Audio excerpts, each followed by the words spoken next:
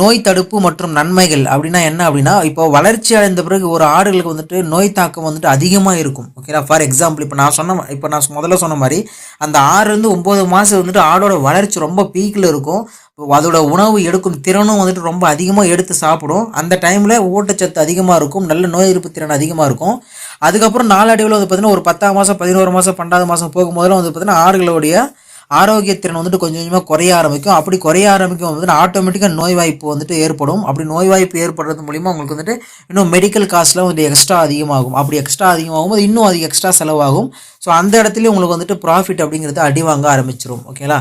So அடுத்தது ஒரு சிறந்த விற்பனைக்கான முறைகள் அப்படிங்கிறது என்னென்ன அப்படின்னா, இப்போ நம்ம என்னதான் வந்துட்டு இவ்வளோலாம் நோய் பாதுகாப்பு தன்மையிலேருந்து மீண்டு வந்து பாதுகாத்து கொண்டு வந்தோம் அப்படின்னா, ஒரு 9 மாதம் 10 மாதம் ஆடு சேலுக்கு போதும் அப்படின்னா, அது அந்த டைமில் கரெக்டான ஒரு இடத்துல வந்து நம்ம சேல் பண்ணால் மட்டும்தான் நம்ம பட்ட கஷ்டத்துக்கு வந்துட்டு நம்மளுக்கு ப்ராஃபிட் அப்படிங்கிறது கிடைக்க ஆரம்பிக்கும். ஸோ அப்போது ஒரு சிறந்த விற்பனை முறைகள் அப்படிங்கிறது நீங்கள் பார்க்கும்போது உள்ளூர் மாடு பரிவர்த்தனை சந்தைகள் அப்படின்னு சொல்லிட்டு சொல்லுவோம்.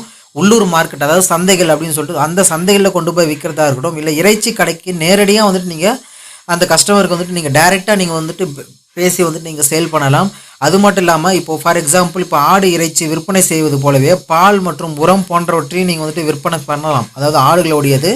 ஸோ இது வழியிலாகவும் நீங்கள் ஒரு எக்ஸ்ட்ரா ஒரு இன்கம் வந்துட்டு எடுக்கலாம். அடுத்தது பார்த்திங்க அப்படின்னா இணையதளங்கள் மூலயமாவும் நீங்கள் வந்துட்டு விற்பனை பண்ணலாம். அது எப்படி இணையதளங்கள் மூலயமா விற்பனை பண்ணலாம் அப்படின்னா, நான் ஆல்ரெடி நிறைய வீடியோ போட்டிருக்கேன். ஸோ ஃபார் எக்ஸாம்பிள் இப்போ நீங்கள் இந்த சமூக ஊடகங்களை பயன்படுத்தி, இந்த சோஷியல் மீடியாவை பயன்படுத்தி நீங்கள் ஆடுகளை விற்கலாம். எப்படி அப்படின்னா, இப்போ நீங்கள் ஒரு நோட்டு மாதிரி ஒரு கொடுத்து அட்வர்டைஸ்மெண்ட் கொடுத்து, இப்போ இதை பற்றி நீங்கள் சமூக ஊடகங்களில் எப்படி நம்ம ஆடுகளை விற்கலாம் அப்படின்னு கேட்டிங்கன்னா, அதை பற்றி நான் ஒரு டீட்டெயில் வீடியோ நான் அதுக்கு அடுத்து போடுறேன்.